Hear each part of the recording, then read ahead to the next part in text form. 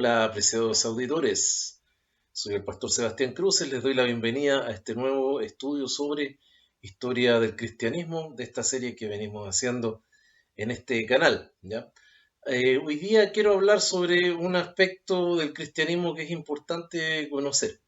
Hasta aquí hemos visto distintas cosas desde el inicio del cristianismo, la iglesia primitiva, cómo se fue formando.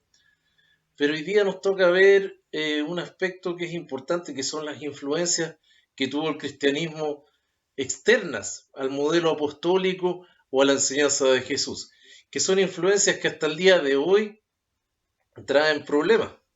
Y vamos a hablar de ello, principalmente hoy día hablaremos acerca del gnosticismo. Si te interesa este video, te invito a seguir viendo este estudio que voy a presentar, ¿ya? Primero que nada, estamos hablando de que hay muchas costumbres y fenómenos que se dan dentro del marco del cristianismo que están estrechamente relacionados con cosas que sucedieron en el pasado, durante la época de la iglesia primitiva.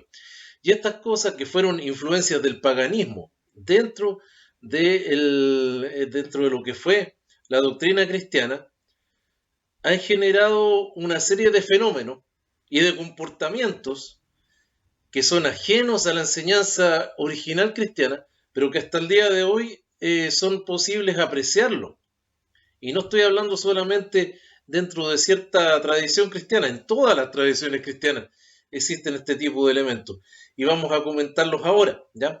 Para entender esto, primero tenemos que hablar de cuál fue la primera gran influencia externa. Hubo varias, pero hoy día voy a hablar de una, ¿ya?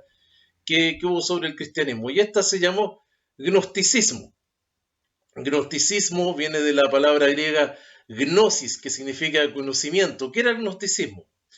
El gnosticismo, ¿ya?, era una doctrina esotérica en la que se prometía a los seguidores conseguir un conocimiento intuitivo, misterioso, secreto de las cosas divinas, y mediante ellas ellos podían entonces alcanzar la salvación. Como podemos ver, es distinto a lo que hablaba el cristianismo. La salvación en el cristianismo se obtiene mediante la fe en Jesucristo, en su obra y en lo que Jesucristo hace en nosotros. Pero en el gnosticismo las cosas se alcanzan a través del conocimiento, de la gnosis. Y lo que sucedió fue que durante muchos siglos, no tantos siglos, 2 o 3 siglos, dentro del cristianismo encontró cabida el gnosticismo. Y lo encontró principalmente porque era un movimiento intelectualmente atractivo, sobre todo para los cristianos que eran de clase, o más que de clase, por decirlo así, de mayor condición sociocultural. A ellos les sonaba muy atractivo hablar del gnosticismo. Entonces se presentó esto, pero no tenía una sola forma el gnosticismo. La verdad es que tenía muchas formas, muchas características. Tenía muchas caras el gnosticismo. En algunos casos se presentaba a través de un ascetismo extremo, en otros casos era todo lo contrario. Pero dejó costumbre. Dejó secuelas en el cristianismo. Digamos, su paso no fue una cosa transitoria o algo pasajero, ligero. Fue fuerte. Y vamos a hablar un poco acerca de cuáles fueron las cosas que quedaron y que hasta el día de hoy nos persiguen. Primero que nada debemos entender que había una dualidad de pensamiento, ¿ya? El pensamiento cristiano, partamos hablando del pensamiento cristiano. En el pensamiento cristiano lo central es la redención del ser humano, ¿ya? La salvación, que es un acto inmediato.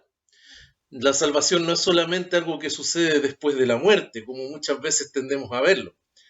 La salvación es inmediata. Del momento en que una persona cree en Jesucristo, por medio de la fe, esa persona se contacta con Dios por medio del Espíritu Santo. ¿Y qué es lo que sucede? Que esa persona comienza a ser transformada. Se empieza a producir en la persona lo que en Gálatas el apóstol Pablo llama el fruto del Espíritu, que es paz, que es gozo, amor, paciencia, benignidad, fe, templanza. Cristo santifica a esa persona. Eso es el pensamiento cristiano. Pero el pensamiento griego tenía otra idea, que era la del dualismo. ¿Y qué era el dualismo? El dualismo básicamente consistía en la creencia en que el alma tenía que huir de lo terrenal y de lo transitorio para entonces poder alcanzar lo espiritual y eterno. ¿Ya? Entonces, ¿qué ofrecía el gnosticismo? Era justamente una salvación de este tipo, una salvación que nos sacaba de este mundo y nos transportaba hacia la espiritualidad. Dejábamos el mundo material, el mundo abyecto, ¿no es cierto?, sucio de lo material, que según la creencia gnóstica era la última de las emanaciones del Dios que ellos creían, para acercarnos a este Dios que era espiritual. Nos recuerda un poco lo que pensaba Platón, que hacía la distinción entre el mundo de las ideas y el mundo material, en que el mundo de las ideas era superior al material. Entonces la idea era salir del mundo material para alcanzar el mundo de las ideas. Ese principio básico era el del gnosticismo. Entonces esta manera de pensar trajo algunos efectos, como son los siguientes. Primero de ellos fue el ascetismo. Me refiero a ascetismo con la costumbre de sufrir o pensar que el sufrimiento es bueno. Yo no sé si ustedes han visto la gente que tiene esas costumbres, sobre todo en las religiones, en muchas religiones, pero en las cristianas, gente, por ejemplo, que piensa que porque sufre o porque algo le duele, eso es positivo. Y en realidad eso es muy ajeno a la enseñanza cristiana. Existían en tiempos antiguos lo que se llamaban los santos del pilar. ¿Quiénes eran los santos del pilar? Eran personas que se iban a vivir a estos pilares romanos antiguos, por ejemplo, para apartarse del mundo. Ellos vivían arriba, en la punta del pilar. Y cuando se morían, porque vivían allá arriba hasta que se morían, la gente iba y bajaba los huesitos de estos santos, después que se los comían los buitres, y pensaban que estos huesitos eran milagrosos. Y se los repartían, los comerciaban. Y de ahí que se habla, por ejemplo, de los huesos de santo. No sé si han escuchado ustedes, los cuida más que huesitos de santo. Eso viene por esa creencia y eso viene producto de un pensamiento equivocado. En ningún momento Cristo nos mandó a apartarnos o estar lejos del mundo o abstraernos arriba de un pilar. Lo que Cristo nos da es poder para vencer en el mundo, para hacer luz en el mundo, no para trabajar desde fuera del mundo. Otro caso es el celibato. Pensar que yo me voy a hacer más santo siendo célibe. Costumbre, por ejemplo, que se da en el sacerdocio católico. La idea de que una persona, no teniendo relaciones sexuales, no casándose, a eso me refiero, adquiere un nivel de compromiso mayor con Dios. Otra idea que tiene, que está emparentada con el gnosticismo. Los votos de pobreza, la reclusión, la autoflagelación, gente que piensa que porque se hace sufrir, entonces con eso puede vencer el pecado a través del dolor. Esas son ideas que provienen del gnosticismo, porque los gnósticos pensaban que sacrificando la carne, matando, ¿no es cierto?, este cuerpo, entonces ellos se hacían más espirituales. Era un concepto totalmente errado de santidad. Había un santo antiguo, por ejemplo, que vivía dentro de una jaula y esa jaula no le permitía ni estar de pie erguido ni estar sentado, entonces siempre estaba agachado y sufría tremendamente, pero ese hombre era considerado un santo. Y eso era en base a las ideas gnósticas. Y por otro lado, el otro problema era lo que se llama maniqueísmo. El maniqueísmo viene de una enseñanza de un hombre que se llamaba Manes y que era relacionado al gnosticismo.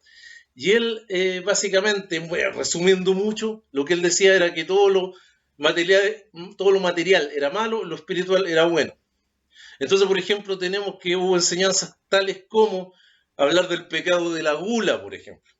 En la Biblia en ninguna parte dice que la gula sea pecado. Tal vez está en el listado, o sea, podríamos ponerlo dentro de las cosas que no le convienen al ser humano, pero no es un pecado. De hecho, la palabra pecado capital y pecado venial no es bíblico, no es bíblica esa concepción. Pero para los maniqueos y para, por ejemplo, como San Agustín, que San Agustín fue un hombre que estuvo muy influenciado por el maniqueísmo, el comer mucho, la gula era pecado, la sexualidad era pecado. Por ejemplo, San Agustín decía que el pecado original de Adán y Eva había sido tener relaciones sexuales, algo que es totalmente antibíblico. La Biblia en ningún momento dice eso. De hecho, Dios mandó a Adán y Eva a reproducirse. ¿Cómo se iban a reproducir de otra forma? ¿Ya? Entonces estaría mal. Pero San Agustín pensaba que Dios lo había hecho así para obligarlos a pecar. Bueno, él tenía todo un concepto al respecto. Ah, el negarse incluso a cosas como divertirse, a pasarlo bien, pensar que el divertirse, que el tener un buen momento es malo. Esas son cosas que actualmente se asocian a los cristianos. Cuando hablamos de este es beato, o no sé, piensa la gente a veces que el ser cristiano significa llevar una vida de dolor, como que eso sería lo que los cristianos buscan. Y en realidad nada más lejano al cristianismo bíblico que el hacerse sufrir, porque el único sacrificio que era útil fue el de Jesucristo. Y dice la palabra que no hay otro sacrificio que nos pueda servir. El único sacrificio ya fue hecho. Y lo hizo Jesús en la cruz. Él sufrió para que tú no tengas que sufrir. Entonces, consideremos esto. Y que muchas de ese tipo de enseñanza y ese tipo de costumbre tienen un origen en una secta, en una enseñanza falsa, que entró en una corriente herética, de hecho, que entró en el cristianismo primitivo en los primeros siglos de la iglesia. Soy el pastor Sebastián Cruces y espero que este video te sea de bendición.